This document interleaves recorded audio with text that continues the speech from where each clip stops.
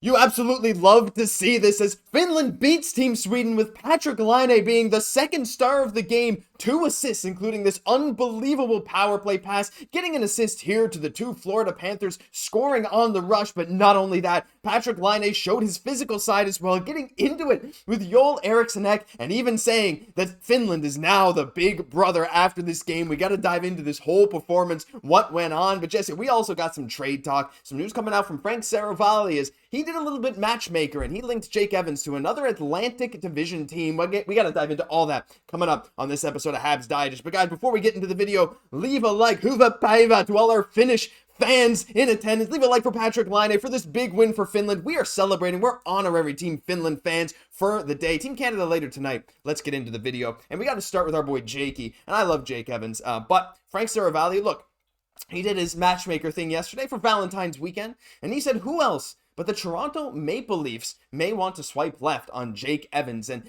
this is just one of those things. He believes this could happen. It's not a direct report necessarily, but what I find interesting, Jesse, is the proposed trade package and the value that Jake Evans could bring back. And that's kind of where I want to dive on this. Now, the Leafs themselves, I'm sure you have some thoughts on Evans going to the Leafs, but he suggests a second-round pick, Florida's second-round pick, which will be a late second, and Roni Hirvonen in return for Jake Evans. Now, we know that Jake Evans got offered a second at last year's draft, so Montreal's probably looking for a second plus this year. We've heard rumors of a second. Hirvonen's one of those guys that'll just bolster your AHL center depth, which might be needed if you have Owen Beck coming up to the main roster, if you move on from a guy like Dvorak or even Evans himself, right? So to fill out that AHL center core could be good. But what do you think of this trade package? A second and a B or C tier prospect for Evans? And what do you make of what Frank had to propose here? When you're Kent Hughes and a general manager in the National Hockey League, you have to take emotion out of the decisions that you're making. That being said, you have to feel like there's going to be a little bit of that Toronto tax all the same. Just that cost is going to be a little bit more. You have to feel like this is the minimum that he will expect. We know he's a shrewd negotiator, Kent Hughes is, so that second round and kind of that B prospect. But obviously it makes sense, as it does for so many reasons. This is why I want to keep Jake Evans. But obviously defense is the issue in Toronto. It has been for a long time. They need to fix that third line, or Matthews is going to start complaining again. You need to keep him happy there. So really, he would help this team. But we just know, Josh, how good he was with Heineman, with Armia this season. So just for that reason, this would be so tough. To be honest, it's almost like any other team than Toronto. But Kent Hughes, he's just going to go for that biggest return. Yeah, absolutely. And honestly, that's kind of where my hang up is with this. I'm not going to spend too much more time on this, but I think the return is going to be bigger. And I think this is one of those things that at the end of the day, this is probably enough to get a deal done if you don't plan to extend them, if you can't come to terms and no other team really offers him anything.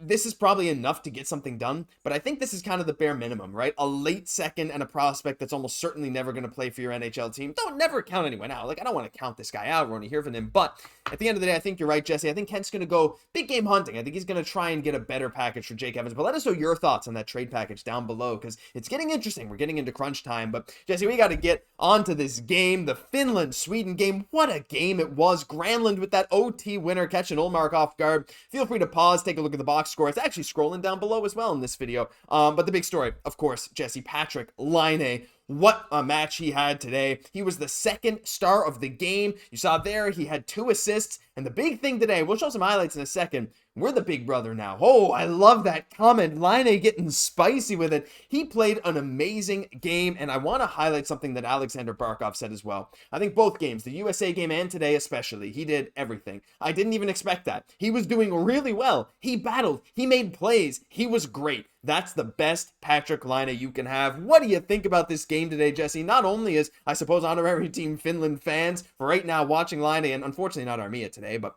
he took a couple bad penalties last game. But Laine himself in this performance, it was great. Yeah, just seeing him involved like that. We know a confident Patrik Laine is an effective Patrik Laine. He has the tools, he has the skills, he has the shot. It's really just about kind of having fun and bringing that confidence. When we're seeing him kind of thread the needle again on the power play, he was on the ice for 2 of Finland's goals here and had a really good chance to actually win it in the third. So he was a big part of this. But look for that cross-seam pass to possibly a Slav in the future. where Laine can be that great one-time option, as we know, but just to see he can really obviously open up even more game for himself and shot opportunities by showing that he's able to get those real cross-seam passes. And the reason why this is so big and him building up his confidence right now is, Josh, what a great success story it would be for Laine to really come to Montreal, to succeed, to light up the lamp like we know that he can, and really win hockey games. Like, we're rooting for him, and we know that he can do it. Like, I want to see the best version of Patrik Laine in Montreal. Kind of selfishly, because I just enjoy great hockey, but I think it'd just be a great story. You know, with everything that he's overcome, he has the tools. So it's all about just kind of getting it together. And the tournament's a big part of that for him right now, kind of playing with some other really solid players. It might what he needs is to get confident, kind of remember the player that he is, so he can translate that to Montreal. And he said he felt better out there today. And again, look how much ice time he got. 15:05. Like, that's nothing. Of course, Aho, Barkov, and Granlund all got more, and Rope, Hintz, these top lines. But after that, it's like, you know, Rantanen, Losterainen, but then it's Laine. Like, he's right there. And mind you, he was the only player on Team Finland to have more than 1 point today, which is just like, he had the most points for Team Finland in today's game. Like, straight up, right? He has been playing some unbelievable hockey in this tournament. And that quote from the captain, Barkov, Jesse, again, like, it does nothing but help Laine's confidence.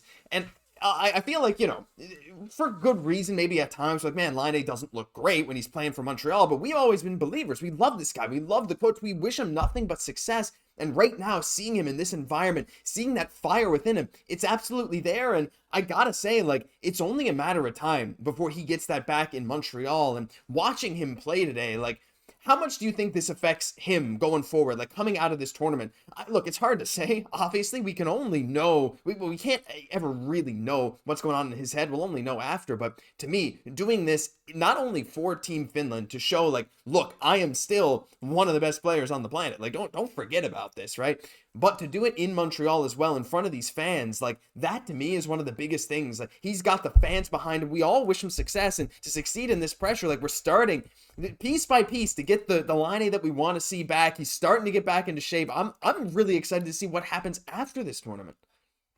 It's just a matter of time. And when you're getting praise from somebody like an Alexander Barkov, who's really a two-way specialist, who prides himself in the details of the game, this type of praise matters, where he says you're bringing in all facets. And we've started to see that a little bit from Laine, that the fact that he cares about his performance in Montreal. He wants to be on the right side of Martin St. Louis. He's going to get physical. He's going to use that big frame. So the sky's the limit. And obviously that's the only thing holding him back, is his willingness to really compete, because he has all the tools. And we see, like, this was a big game between Sweden and Finland. Like, these two nations, when it comes down to this runs deep. They do not like each other. So this kind of really is kind of just firing up that competitive spirit for him. And we know once he's got that going, then everything else is really going to fall into place for his game. I can't wait to see what comes next, because right now, like, I was enthralled watching this game. It was unbelievable to watch. It was so fun. So far, I'm way bigger fan of the four nations than I thought. And this is being recorded before this Canada-US game, right? Like, this is